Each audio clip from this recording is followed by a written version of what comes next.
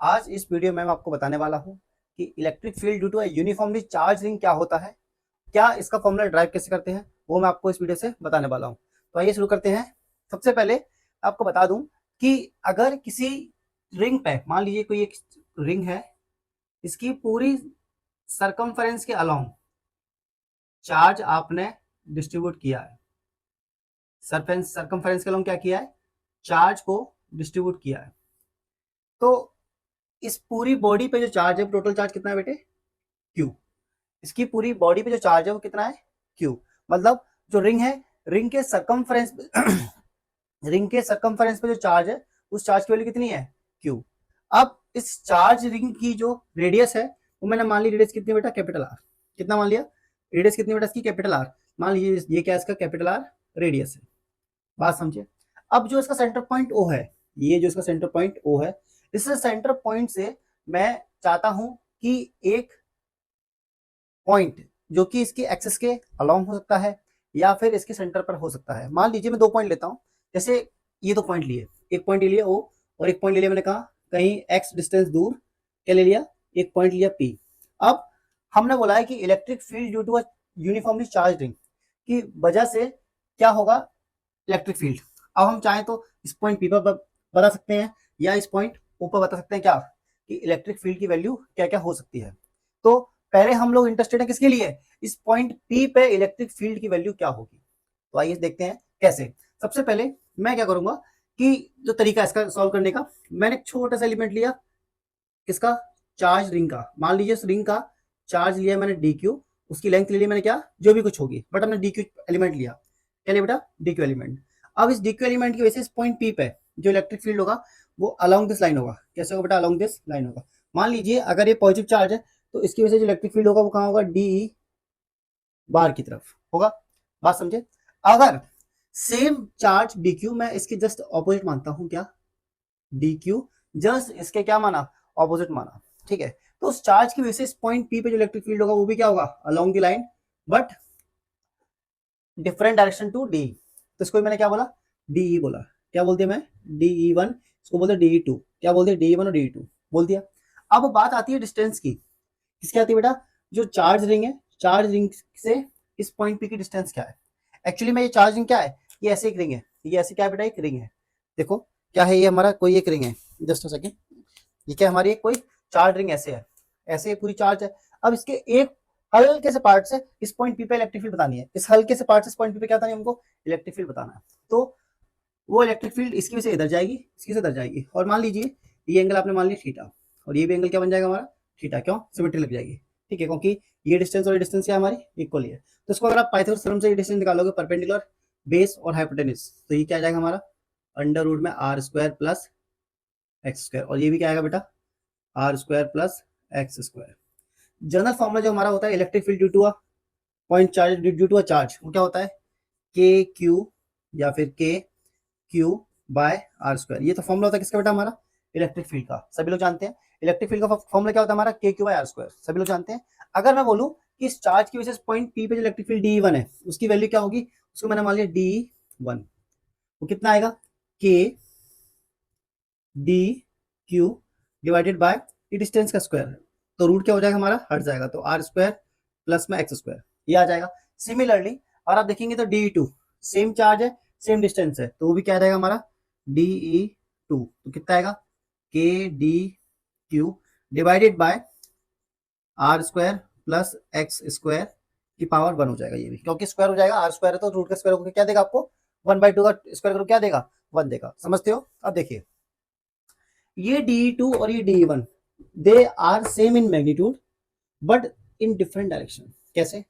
X axis से इसका ये एंगल मान लीजिए थीटा, इसका भी एंगल क्या मानोगे? थीटा। इसके ऑल्टरनेट एंगल ये, इसका ऑल्टरनेट एंगल ये मान लोगे। तो ये थीटा ये थीटा, इनके तो कंपोनेंट ले सकते हो एक्स के अलोंग। डी वन का कितना रहेगा? डी वन कॉस थीटा ले लोगे। Similarly D two cos theta आ जाएगा। एक आएगा नीचे कितना बेटा? D one sine theta. एक आएगा इधर कितना बेटा? D two sine theta. अब जरा देखिए, एंगल भी सेम है, मैग्नीट्यूड भी सेम है, तो वर्टिकली, सॉरी, जो हमारे वर्टिकल डायरेक्शन में क्या है? कंपोनेंट्स किसके, इलेक्ट्रिक फील्ड के, तो वो क्या होंगे, सेम है, इक्वल अपोजिट है, तो क्या वो एक दूसरे को क्या करेंगे, वेक्टर सम लोगे तो क्या आएगा वो जीरो। कैसे, अरे बेटा जितना इस पॉइंट पी को ये ऊपर खींच रहा है, ये ऊपर फोर्स इलेक्ट्रिक फील्ड दे रहा है, उतना ये कहाँ दे रहा है, नीचे, तो ये और ये क्या हो जाएंगे, कैंसिल। बात समझे। अब अगर मैं बोलूं कि दो एलिमेंट लिए, एक डीक्यू एलिमेंट ये लिया, एक डीक्यू एलिमेंट मैंने ये लिया लिया, एक एलिमेंट ये लिया, एक एलिमेंट मैंने ये लिया, इसकी वजह से इलेक्ट्रिक फील्ड इस पॉइंट पे निकाला दो की वजह से, तो क्या आया, total electric field along the x axis आ रही है, कहाँ आ रही है, इन प्लस एक्स डायरेक्शन आ रही है, but there is no component in y direction, but there is no electric field in y direction because they are having the component in y direction but they are cancelling each other, वो एक दूसरे क्या कर रहे हैं, cancel कर रहे हैं। इसका मतलब क्या हुआ कि अगर मैं एक एलिमेंट यहां से लूं, एक एलिमेंट यहां से लूं, फिर से हम इस पॉइंट पी पे निकालेंगे इलेक्ट्रिक फील्ड, तभी वो सेम ही आएगा, क्यों, क्योंकि इसका इधर होगा, इसका इधर होगा, मान लीजिए, तो उनके वर्टिकल फिर से क्या हो जाएंगे, कैंसिल। तो अगर मैं आपसे बोलूं कि net electric field, E net electric field, तो क्यों ना हम किसी भी एक कंपोनेंट के इलेक्ट्रिक फील्ड को अलोंग एक्स एक्सिस को क्या कर देंगे, इंडिकेट, क्यों, इसका और इसका जोड़ने से इतना आ रहा है, इन दोनों का सम आ रहा है। अगर मैं ऐसे इनफाइनाइट डी की चार्ज लूंगा, इसके पूरी चार्ज रिंग पे क्या लूंगा,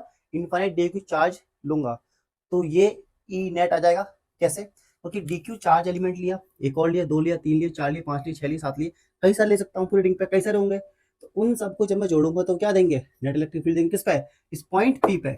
तो अब ये एक क्या है, कॉन्टिन्यूस बॉडी है, ये कॉन्टिन्यूस रिंग है हमारी, इसमें कहीं भी हमारा मास हमारा ब्रेक तो हो नहीं रहा, तो यहाँ हम टोटल इलेक्ट्रिक फील्ड या नेट इलेक्ट्रिक फील्ड निकालने के लिए इसको क्या समेशन नहीं करेंगे, इसमें हम क्या करेंगे, इंटीग्रेशन करेंगे।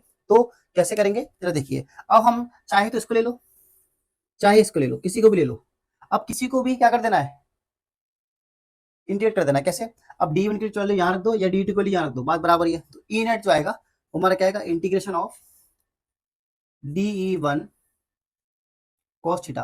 अब मैंने कॉस थीटा ही क्यों लिया, क्योंकि जितने भी एलिमेंट ले रहे हैं चार्ज के, उन सबके नेट इलेक्ट्रिक फील्ड कहाँ आ रही है, अलोंग एक्सिस आ रही है, अलोंग एक्स एक्सिस आ रही है, कितने भी आप चार्ज एलिमेंट लेना इसकी रिंग के लेंथ पे, उन सबका इलेक्ट्रिक फील्ड कहाँ आएगा, अलोंग एक्स एक्सिस, तो क्यों ना मैं एक डी कॉस थीटा क्या करूंगा, इंटीग्रेट करूंगा, क्या करूंगा, इंटीग्रेट, तो इसको बोलते हैं लाइन इंटीग्रल, यहाँ हम कौन सा इंटीग्रेशन कर रहे हैं, लाइन इंटीग्रल कर रहे हैं। तो जरा देखो करेंगे कैसे, इसको मैं इधर कर रहा हूँ, देखिए अब ई नेट की जो वैल्यू है वो आपको पता है कितनी है, इंटीग्रेशन डी वन कितना है बेटा, K D Q by R square plus x square, K D Q by are square plus x square की पावर वन।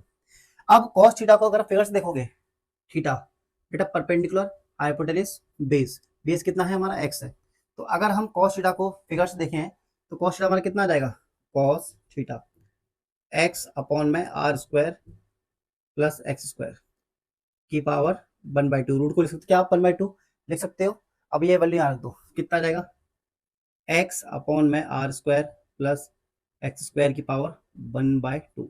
एक्चुअली में अगर आपको बताए तो ये जो x है बेटा, ये क्या है हमारा, जो x है, ये x हमारा कोई वेरिएबल नहीं है, there is no differential form of x dx like नहीं है, तो ये वेरिएबल क्या है, वेरिएबल है हमारा क्या, dq। आप dq इतना लो, इतना लो, इतना लो, it's your choice, it does not depend on me, on you, it's depend on anybody. dq को आप चाहे इतना लो कितना भी, तो ये वेरिएबल है, बट x इज फिक्स, कैसे, इसके सेंटर पॉइंट O से इस पॉइंट P की डिस्टेंस क्या है बेटा, फिक्स है। अब मैंने बोला कि इस पॉइंट P पे बताना है, तो P पॉइंट क्या है, P पॉइंट क्या है O से, फिक्स है। P पॉइंट क्या है O से, फिक्स है कि नहीं है, तो इसलिए जो हमारा x की वैल्यू वो क्या है, फिक्स है। तो बचा क्या हमारा वेरिएबल, सिर्फ dq बचा, तो ई नेट कितना रहेगा, ये बाकी सब बाहर आ जाएगा, के एक्स अपॉन में ये पावर वन, ये पावर 1/2 कितना देगा बेटा, r square plus x square की पावर 3/2 दे देगा, तो इनटू में इंटीग्रेशन dq। अब बचा क्या बेटा, dq dq dq dq पूरी सरकमफेरेंस पे dq dq जोड़ते जाओ, क्या देंगे, टोटल चार्ज क्यों देंगे। अरे एक बड़े से रेक्टेंगुलर ब्लॉक का आप छोटा छोटा पार्ट जोड़ोगे, ये छोटा छोटा पार्ट तोड़ोगे, तो उन सबका एरिया या उन सबका वॉल्यूम किसके बराबर आएगा, टोटल के बराबर आएगा, आएगा कि नहीं आएगा। तो ऐसे ही आप इसका टोटल लेंथ के जो चार्ज दिया है उस पूरे टोटल चार्ज का सम किसके बराबर आएगा, टोटल चार्ज का बराबर आएगा। तो क्यों ना मैं यहाँ पर लिख सकता हूँ उसको, के एक्स इंटू में q divided by are square plus x square की पावर 3/2। क्लियर है। तो यहाँ से जो हमारा ई नेट आ रहा है पॉइंट पी पे, ई नेट आ रहा है बेटा पॉइंट पी पे, वो कैसे आ रहा है हमारा, k capital q x upon में r square plus x square की पावर कितना 3/2 आ रहा है। और इसका डायरेक्शन क्या होगा बेटा, पॉजिटिव एक्स एक्सिस। वाई वाले हमेशा कंपोनेंट, सारे कंपोनेंट क्या हो रहे हैं, कैंसिल हो रहे हैं, बट तो उसका डायरेक्शन क्या आएगा, along positive x, along plus x आएगा। बोलिए, तो ये जो पॉइंट पे, ये जो हमने ई नेट निकाला वो कहाँ निकाला है, पॉइंट पी पे। अगर मैं आपसे बोलूं कि इस पॉइंट पी को मैं कहाँ लेके जाऊं, सेंटर पॉइंट ओ पे, सेंटर पॉइंट ओ पे, पी से ओ पे लेके आओगे तो एक्स क्या हो जाएगा, सेंटर से क्या हो जाएगा पी, अगर पी को ओ पे लाओगे तो ये एक्स की वैल्यू क्या हो जाएगी, 0। बेटा अगर यहाँ आपने एक्स क्या कर दिया, 0 कर दिया, इसका मतलब ई नेट एट पॉइंट ओ क्या हो जाएगा, 0। क्यों हो जाएगा 0, क्योंकि एक्स की वैल्यू क्या हो गई, 0 हो गई। कई बार आपको बोला जाता है कि रिंग के सेंटर पे या फिर किसी स्फेरिकल बॉडी के सेंटर पे इलेक्ट्रिक फील्ड क्या होता है, 0 होता है, अगर बॉडी हमारी कैसी है, कंडक्टर। पता है, देखा होगा आपने, सुना होगा कि सेंटर पॉइंट कोई भी हो, बॉडी हमारी कंडक्टिंग हो या नॉन कंडक्टिंग हो, हर एक के सेंटर पे क्या आता है, इलेक्ट्रिक फील्ड 0 आता है। जब आप गॉस लॉ में पढ़ोगे कि गॉसियन सरफेस के अंदर चार्ज कितना हमारा ट्रैप हो रहा है या नहीं हो रहा, तब भी हमारा इलेक्ट्रिक फील्ड क्या आता है, अगर चार्ज ट्रैप नहीं हो रहा तो इलेक्ट्रिक फील्ड क्या आएगा, 0 आएगा। अब इस पॉइंट ओ पे पी को हमने शिफ्ट किया तो क्या हुआ, एक्स की वैल्यू 0 हो गई, इसमें एक्स की वैल्यू क्या हो गई, 0 हो गई, तो E net at point O will be what, 0। तो this is all about electric field due to uniformly charge ring at point P or at point O. Okay, then see you guys in the next video. Thank you.